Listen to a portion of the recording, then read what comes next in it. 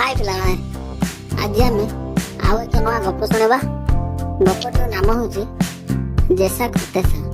गोटे जंगल में गोटे बग गोटे कोकिशियाल रही। दिने कोकी भाविला बग को थटार विरक्त कराइब, तेणु बग को से रात्र भोजी खाइबा को निमंत्रण कला। सरल बग खुशी भोजी उपस्थित है। चतुर कोकी दुईटी साधारण पात्र रे सिमेई और मीठा खीर को ढालीदेला। पात्र रे जीभ बोलाई आनी कोकी कहला, आस बंधु भोजीर आनंद उपभोग कर। बग स्वाद चाखिला किंतु तार लंबा बेक थिबारु किछि पी पारिला नहीं। कोकी ताको थट्टा करी कहला, तुमको कौन भल लगुनी? बग कोकीर मंद उद्देश्य बुझी पारला आ से स्थान छाड़ीदेला।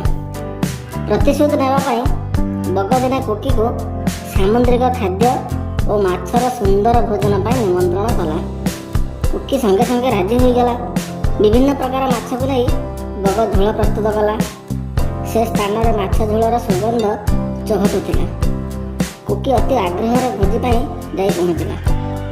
बग कोकी को बेस उत्साह स्वागत कला।